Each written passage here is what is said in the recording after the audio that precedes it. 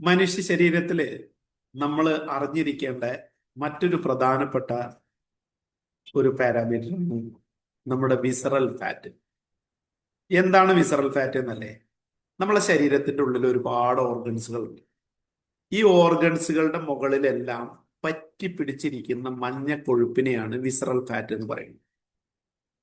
ഈ visceral fat നമുക്ക് ഒരു പരിധിക്ക് മുകളിൽ അത് അതിന്റെ മുകളിൽ ഡെപ്പോസിറ്റ് ആയി വരുന്ന സമയത്ത് അവയവങ്ങളുടെ പ്രവർത്തനങ്ങൾക്ക് പ്രോപ്പറായിട്ട് പ്രവർത്തിക്കാൻ പറ്റാത്ത രീതിയിൽ അത് ബുദ്ധിമുട്ടുണ്ടാക്കിക്കൊണ്ടിരിക്കും.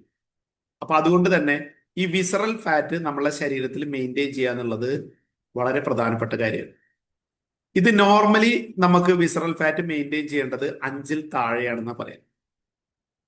ഇതൊരു 7 വരെയൊക്കെ വലിയ പ്രശ്നങ്ങൾ ഉണ്ടാവില്ല. പക്ഷെ ഒരു 10ലേക്ക് എത്തുമ്പോഴേക്കും നമുക്ക് ഇന്ന് വേഗം കേൾക്കുന്നത് ഫാറ്റി ലിവർ എന്ന്. ഒരു 10ലേക്ക് എത്തുമ്പോൾ ഇത് ഫാറ്റി ലിവർ സ്റ്റേജ് 1 ആയി.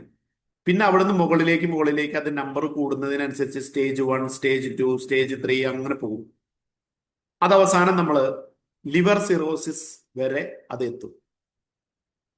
അപ്പൊ നമ്മളുടെ ശരീരത്തില് ഈ വിസറൽ ഫാറ്റ് മെയിൻറ്റെയിൻ ചെയ്യുന്ന ഒരാൾക്ക് വലിയൊരു ശതമാനം മേജറായ ഡിസീസുകളിൽ നിന്നെല്ലാം പ്രിവെന്റ് ചെയ്യാൻ പറ്റും. അപ്പൊ ഇത് വളരെ ഇമ്പോർട്ടൻ്റ് ആണ്. വിസറൽ ഫാറ്റും നമ്മൾ മെയിൻറ്റെയിൻ ചെയ്യണം.